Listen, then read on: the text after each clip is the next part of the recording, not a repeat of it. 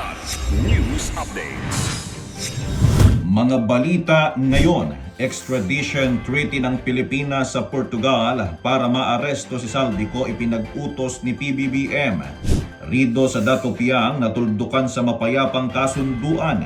105.5 million pesos halaga ng smuggled cigarettes nasamsam sa Bataan.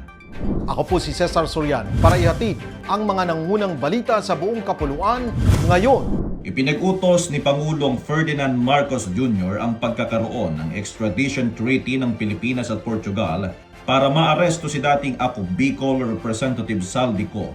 Sa isang press briefing sa Malacanang ngayong araw, sinabi ni Interior Secretary Junvic Rimulya na iniutos na ng Pangulo ang formal application para sa naturang kasunduan. Si Ko ay pinaniniwala ang nasa Portugal kaugnay ng mga kaso sa umano'y irregularidad sa mga flood control project sa Oriental, Mindoro. Nakikipag-ugnayan na rin umano ang pamahalaan sa Interpol para sa repatriation ni Ko.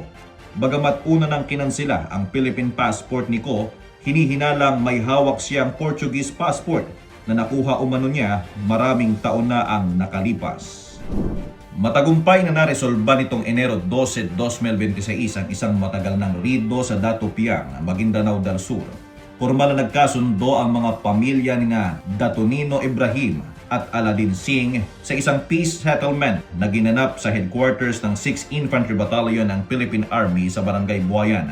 Sa tulong ng 6IB sa pangunguna ni Lieutenant Colonel Al Victor C. Berkeley kasama ang PSRO at MILF CCH, tuluyan ng winakasan ang alitan sa pamamagitan ng mapayapang dialogo at paglagda sa kasunduan ng kapayapaan. Umaasa ang mga lokal na lider na magsisilbing halimbawa ito ng pagkakaisa at magdadala ng pangmatagalang katahimikan at kaunlaran sa lugar.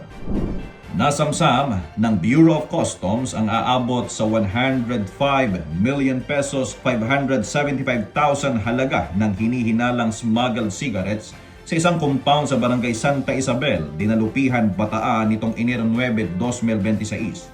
Isinagawa ang operasyon ng BOC sa pamamagitan ng Customs, Intelligence and Investigation Service at Enforcement and Security Service, katuwang ang Philippine Coast Guard, BIR, PNP at Philippine Army.